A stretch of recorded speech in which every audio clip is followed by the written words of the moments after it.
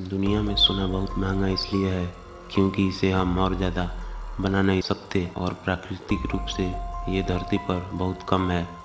आज हम आपको ऐसी किताब के बारे में बताने जा रहे हैं जिसमें सोना बनाने की विधि का वर्णन है। प्राचीन भारत की यह एक किताब है। आयुर्वेद यह दुनिया की सबसे प्राचीन चिकित्सा पद्धति है और आयुर्वेद में एक भाग रसशास्त्र में सोना बनाने का वर्णन है। यह स्वर्ण बनाने की विधि आयुर्वेद के जिस भाग में है उसके संबंध में एक किताब है। उस किताब का नाम रसतंत्र सार है। इस किताब के रचयिता आचार्य नागार्जुन है। आचार्य नागार्जुन इस किताब में बताते हैं कि हम पारा यानी मरकरी को सोना में बदल सकते हैं। प्राचीन भारत के विदर्भ देश यानी वर्तमान भारत के महाराष्ट्र और नागपुर को कहा जाता है। यहाँ एक प्राचीन नगर था और यहाँ एक धनवान ब्राह्मण निवास करते थे जिनकी कोई संतान नहीं थी। एक दिन उन्होंने स्वप्न देखा कि वे 100 ब्राह्मणों को भोजन कराते हैं तो उन्हें एक पुत्र की प्राप्ति होगी। अगले दिन उन्होंने 100 ब्राह्मणों को भोजन करवाया। इसके 10 महीने बाद उन्हें एक पुत्र की प्राप्ति हुई। उन्होंने सारे ज्योतिषों को बुलाया और उन्होंने कहा कि मेरे पुत्र का भविष्य देखो। ज्योतिषों ने कहा इस बालक का भविष्य बड़ा उज्जवल है लेकिन यह 7 दिन तक ही जीवित रह सकता है। तब उन्होंने इसका निवारण पूछा तो ज्योतिषों ने कहा यदि आप ब्राह्मणों और जरूरतमंदों को बुलाकर दान दक्षिणा दें और उनका आदर सत्कार करें तो इस बालक का आयु बढ़ सकता है। उस ब्राह्मण ने ज्योतिषों के कहे अनुसार ही किया और बालक की आयु 7 वर्ष तक हो गई। और फिर ज्योतिषों ने कहा यह 7 वर्ष तक ही जीवित रहेगा। वह ब्राह्मण अपने पुत्र को मरता हुआ नहीं देख सकता था, इसलिए अपने आदमियों के साथ उसे जंगल भेज दिया। उस बालक को एक दिन ब्राह्मण वस्त्र धारण किए आचार्य के दर्शन हुए। वह उस बालक को नालंदा विश्वविद्यालय ले गए। उस बालक को वहीं रहने और खाने की व्यवस्था की गई और उस बच्चे का नाम नागार्जुन रखा गया।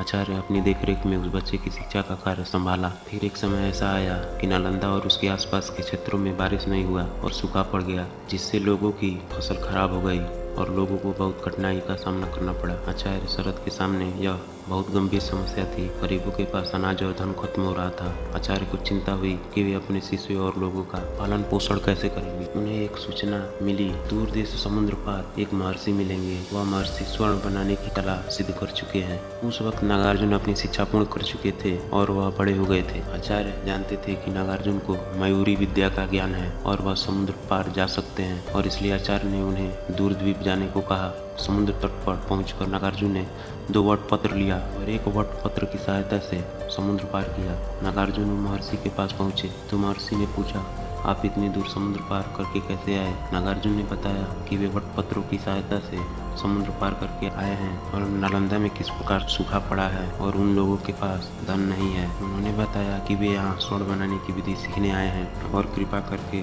वह विधि मुझे सिखाइए। तब महर्षि ने कहा आप हमें मयूरी विद्या सिखा दीजिए और वह वट पत्र दे दीजिए तो वह अवश्य स्वर्ण बनाने की विधि सिखाएंगे। नागार्जुन ने उन्हें मयूरी विद्या सिखाई और उन्हें एक वट पत्र दे दिया और वह महर्षि से स्वर्ण बनाने की विद्या प्राप्त कर ली और दूसरे वट पत्र की सहायता से समुद्र पार करके नालंदा वापस आ गए। और नागार्जुन ने स्वर्ण बनाने की विद्या से स्वर्ण बनाया और लोगों की भलाई के लिए इसका प्रयोग किया। नागार्जुन अब आचार्य बन गए और रसशास्त्र की रचना की।